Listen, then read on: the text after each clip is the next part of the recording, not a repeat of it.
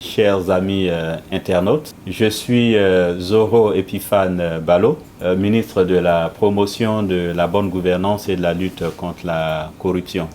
Avant cet entretien, vous me permettez de sacrifier à un devoir de reconnaissance. Je veux vous dire merci à tous les amis de la toile. Merci chers concitoyens, merci chers amis journalistes, de consacrer de votre précieux temps afin que nous puissions échanger sur un sujet d'intérêt national. Échanger sur un sujet qui s'inscrit dans la politique du président de la République, son Excellence Alassane Ouattara, comme une priorité majeure de l'action gouvernementale au titre de l'année 2022. Je voudrais aussi dire merci au CICG, le Centre d'information et de communication gouvernementale, pour l'opportunité qu'il nous donne d'évoquer avec vous et pour vous la politique de l'État en matière de bonne gouvernance et de lutte contre la corruption. Mais beaucoup pourraient se demander, mais qui porte cette thématique? Qui est M. Zoro Epiphane Ballo?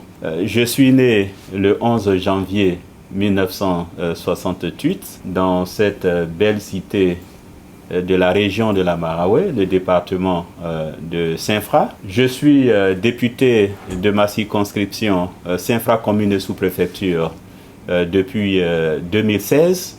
C'est-à-dire que j'ai été successivement reconduit pour ces deux dernières mandatures. Je suis titulaire d'un diplôme de droit obtenu à l'université Félix Houphouët-Boigny, ensuite un diplôme de magistrature à l'ENA. J'ai pu faire par la suite une spécialisation en droit de l'homme à l'Université catholique de Bruxelles en 2002. Donc j'ai fait cette spécialisation en 2002 avant d'entamer une carrière à l'international, spécialement une carrière qui m'a conduit en République démocratique du Congo. Et c'est dans ce pays-là que j'ai fait la plupart de mon expérience au niveau international. Donc j'ai animé un programme de l'Union européenne dans le cadre de la restauration progressive du système judiciaire pénal à l'est de la RDC. C'est tout le district de l'Ituri. Il s'agissait donc de rétablir les institutions de l'État de droit dans cette région du Congo. J'étais par la suite représentant résident de la fondation américaine de l'ancien président américain Jimmy Carter. Donc j'ai été représentant résident de Carter Center. Après cette expérience au niveau d'une fondation, j'ai intégré le système des Nations Unies, notamment le Bureau conjoint des Nations Unies pour les droits de l'homme, où j'ai travaillé comme coordonnateur de l'unité justice transitionnelle et lutte contre la corruption. Et lutte contre l'impunité, pardon. C'est maintenant que je lutte contre la corruption. Mais avec les Nations Unies, j'ai été coordonnateur de l'unité justice transitionnelle et lutte contre l'impunité des crimes internationaux. Cela m'a amené à coopérer avec la Cour pénale internationale. Nous avons eu l'occasion de travailler sur les premiers prisonniers de la Cour pénale internationale à cette occasion-là, Mathieu Gundiolo, Thomas Lubanga, Germain Katanga, ainsi de suite. C'est en 2012, lorsque le président de la République, son Excellence M. Alassane Ouattara, après son élection, lorsqu'il a pris le pouvoir en 2011, il a été installé en 2011. En 2012, je suis retourné en Côte d'Ivoire où j'ai réintégrer l'administration publique ivoirienne, d'abord en tant que directeur général de l'Agence ivoirienne de coopération francophone et ensuite comme directeur général des 8e Jeux de la francophonie qui ont eu lieu en Côte d'Ivoire en 2017. J'ai été donc élu député en 2016. En 2017, je suis nommé secrétaire national au renforcement des capacités qui est devenu secrétariat d'État au renforcement des capacités, avant que ce département soit mué en ministère de la bonne gouvernance et de la lutte contre la corruption. Beaucoup d'Ivoiriens ont encore en mémoire l'épisode du petit juge de Dimbokro, ce juge qui était en tout début de carrière et qui a dû délivrer à son Excellence M. Alassane Ouattara, aujourd'hui président de la République, un certificat de nationalité qui lui était contesté par les autorités politiques et administratives de l'époque. Et cet épisode m'a contraint à plusieurs années d'exil, qui finalement a servi à enrichir à la fois mon parcours académique et mon expérience professionnelle, parce que toutes ces expériences que j'ai décrites, c'est durant l'exil que j'ai pu donc faire cette spécialisation en droits de l'homme et travailler pour Carter Center, travailler pour l'Union européenne et travailler pour le système des Nations Unies. Voilà, donc en ce qui concerne ma personne, je suis également un militant, un acteur clé.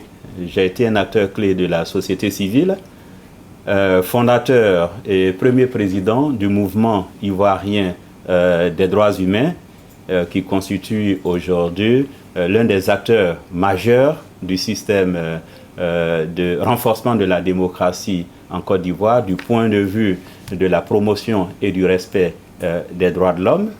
Epiphane Zoro est également auteur, est également écrivain. Je suis auteur de 2 ouvrages. Juge en Côte d'Ivoire, Désarmer la violence, qui a été publié aux éditions Cartala en 2004. Juge en Côte d'Ivoire retrace toute mon expérience de magistrat, de jeune magistrat, toutes les questions de l'ivoirité, de la violation des droits humains, de l'exil.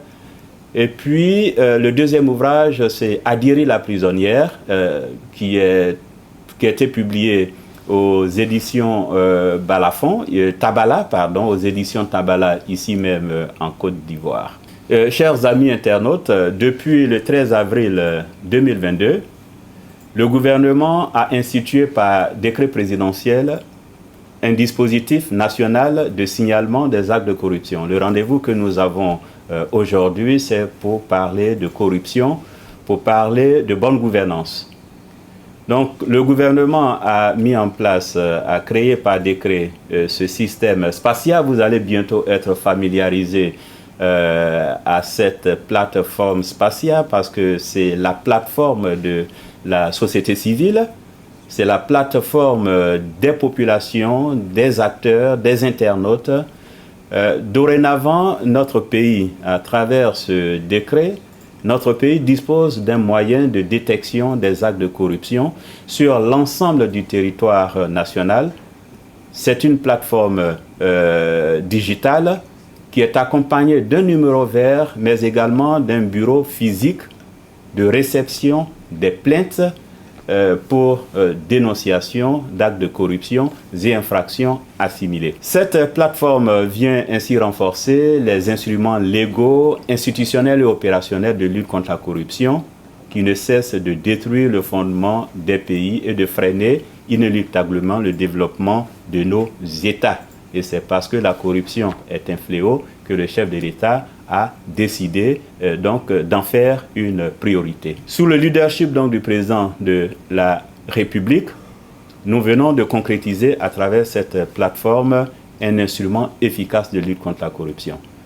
Et cette volonté du président de la République a été traduite clairement par les instructions de M. le Premier ministre, chef du gouvernement, son Excellence Patrick Hachi, qui nous a instruit de mener une lutte sans répit contre ce fléau, la corruption et toutes les infractions connexes à la corruption. La plateforme Spatia, nous en parlerons abondamment les jours et les semaines à venir.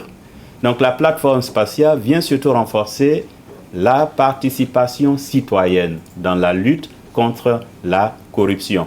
Dans la lutte contre la corruption, le citoyen, la population est au cœur du dispositif à travers cette plateforme.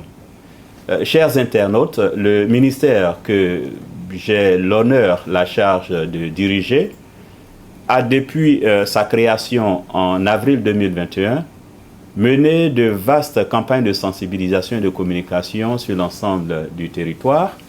Et nous avons surtout, à travers les opérations coup de poing, opérations de vérification, nous avons réussi à créer un climat généralisé de stress. Avec cette campagne qui a accompagné l'opération coup de poing, la campagne c'est « L'État vous voit ». Et nous avons pu intervenir ainsi dans le secteur de la justice, dans le secteur de la sécurité, dans le secteur des impôts, dans le secteur du transport et dans le secteur de la santé.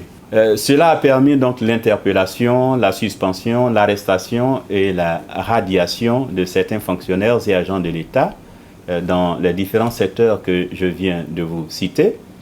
Vous avez également constaté il y a quelques mois la suspension de certains directeurs généraux des sociétés publiques, des sociétés à participation financière publique. Des procédures judiciaires sont en cours afin de faire la lumière sur ce qui s'est réellement passé. Le ministère a également mené des audits. Il y a deux types d'audits, si vous voulez, nous pourrons entrer dans les détails. Il y a l'audit de gestion comptable, l'audit de gestion financière qui est de la responsabilité du ministère du budget. Et puis, il y a ce que nous appelons l'audit de conformité. Le ministère a conduit des audits de conformité pour s'assurer que les sociétés auditées disposent d'instruments de conformité anticorruption. Donc, ces audits de conformité ont été menés notamment au niveau de l'agence, la RTCI, la IGF, la direction des douanes, la direction générale des douanes, et d'autres audits de conformité vont être menés encore cette année pour accompagner ces entités-là justement à se doter de dispositifs de conformité anticorruption qui est un outil de prévention très important. Alors, chers amis, comme vous pouvez le voir, des actions concrètes et fortes ont été conduites sous la houlette du chef du gouvernement, mais je reste persuadé que beaucoup reste encore à faire. Dans les jours, les semaines et les mois à venir, le ministère de la promotion de la bonne gouvernance et de la lutte contre la corruption lancera une vaste campagne de sensibilisation et de communication sur les méfaits de la corruption. Nous sommes en train de travailler sur une politique de protection des lanceurs d'alerte dans le cadre du fonctionnement de la plateforme spatiale. Parce que l'une des questions qui revient souvent, oui, nous allons utiliser la plateforme, nous allons dénoncer, mais qu'est-ce qui nous protège contre toutes sortes de représailles? Et il faut justement que cet outil de communication soit accompagné d'un dispositif administratif de protection des lanceurs d'alerte. Le ministère y travaille. La Côte d'Ivoire compte également se doter de ses propres outils d'évaluation en matière de gouvernance à travers le développement d'indices de gouvernance.